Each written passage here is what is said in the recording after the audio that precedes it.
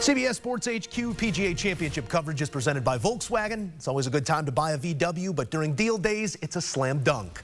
Rick Gehman and Patrick McDonald are coming to a range near you. We appreciate you stopping by. Fellas, before we get to the bigger names moving up the board, let's talk leader. Vegas, I know, thought of as a weekend destination, but I fear we've already had our fun. A couple bad passes on the way home, still leads by 2. Rick, where did Johnny separate himself over the first 36? Oh, boy.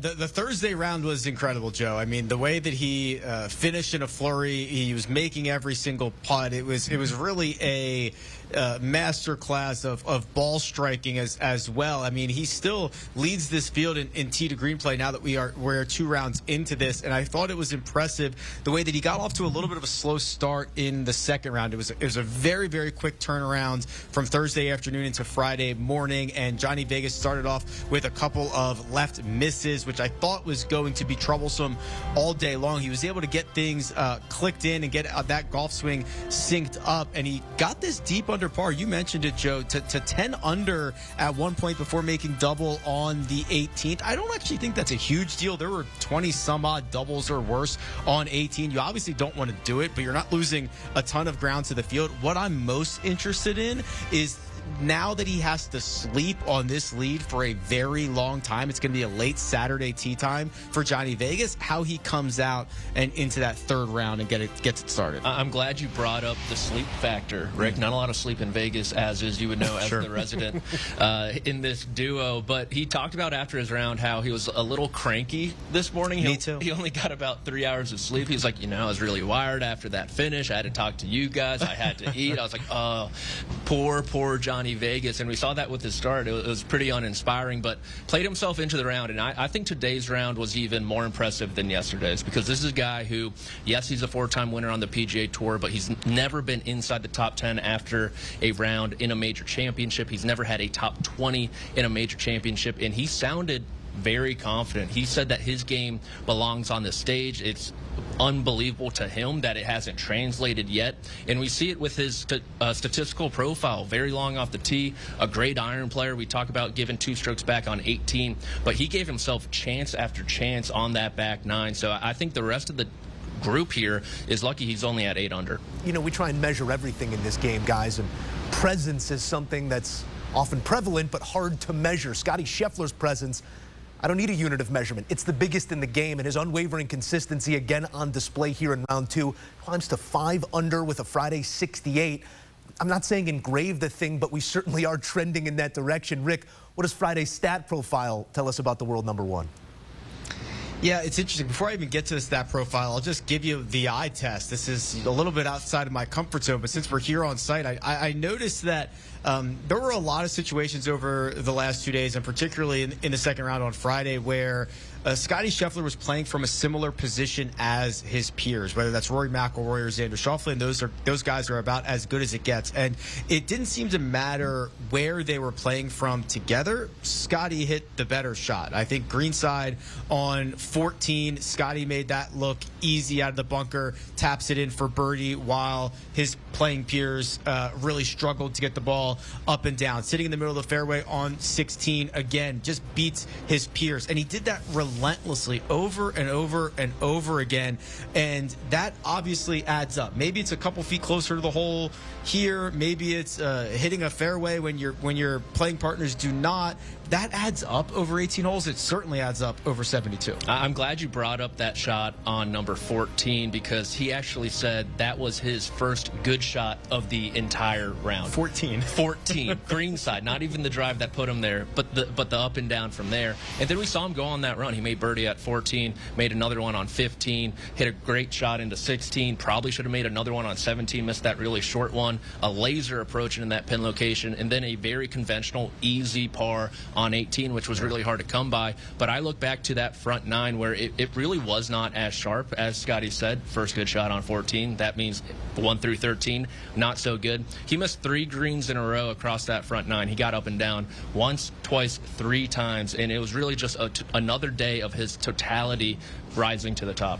It'll be must-see stuff on Saturday. Scottie Scheffler sitting at 5 under alongside Max Homa, playing partners on CBS and streaming on Paramount+. can't miss it on Saturday. Let's talk Homa here, fellas, because that's the round of the day. 64, a 7 under, getting him to that 5 under number. And this is not something we've seen out of Max at the majors or throughout the season. Where did this form come from, Patrick, in your estimation? I think it came from a lot of self-belief, and he mentioned afterwards how he's taking a bit more ownership of his golf swing. Think about all the changes that Max Homa has gone through this year. Equipment, apparel, coach, caddy, swing. That is a ton. He even mentioned that his T12 at Augusta National, Rick, it was smoke and mirrors. He felt like his short game really bailed him out. It didn't give him too much confidence, but he found something coming into this week, a swing thought that he came up with by himself that he felt a lot of confidence in, and we saw it today. He led the field in strokes gained off the tee. Obviously, a lot of that came with that near hole-in-one on number 14, but he's been great so far this week with the driver in hand. 10 fairways on Thursday, 10 again on Friday. If he hits 20 fairways over the weekend, I don't see him going anywhere. Yeah, he looks a lot like the 2022 or 2023 version of Max Homa, which is a guy who years prior to that found a way to get better statistically every single year of his professional career. That's difficult to do, and it speaks to his willingness to work. It speaks to his willingness to try new things, and I think he found out last year that sometimes trying new things doesn't always work out. And Patrick is right. He tried everything different, and the swing looks a lot more synced up to me. He looks confident. It does not look like he is grinding over every shot. Remember, we saw for basically 6 months he would be on the putting surface with putter in hand, and he'd still be working on that movement with his driver. So clearly something was not lined up for him. But I'm excited to see what happens to this swing that he has given us so much confidence in on the practice range or in practice rounds at home. Now, not only in tournament competition, but in major championship conditions. And, oh, by the way, when we ratchet up the pressure on the weekend. Nobody better off the tee in round 2. Gained nearly 3 strokes off the tee. Max Homa hitting it to a foot on a par 4 will help those numbers, no doubt about it. But he was consistent throughout his day there off the tee. We don't have everybody making their way to the weekends. The top 70 in ties, excuse me here. And that does not include some of the bigger names in the game. Jordan Spieth will have to wait another year in search of his career Grand Slam. He misses it by 1, as does Shane Lowry, who caught a tough break, finding an impacted golf ball and letting the world know it. Sepp Straka coming off his latest achievement, missing it by a number as well. Oberg, Thomas, and Matsuyama also on the wrong side. So, fellas, it begs the question, your biggest disappointment on the outside of the cut line, Rick Gehman, is who? They're all pretty big disappointments. I mean, Hideki Matsuyama's cut streak at major championships comes to an end. I think that was the longest active cut streak that we had in the world. But I look at Ludwig Oberg, and this is, I give him a lot of grace. It's only his 6th major championship, but he has spoiled us to this point in his career. And I worry about what has happened to his game since the victory at Torrey Pines earlier this year. He just hasn't really been good, and we're seeing the stat profile fall into danger zones. He's really struggling with the approach play. He is struggling with the putter, and to see the way that he goes about the green mile here, where a stretch of the golf course that is obviously very difficult, but Ludwig Oberg should be able to separate himself from the field. He bogeys 16, he doubles 17, he doubles 18, he had another 6 on the card on a par 5.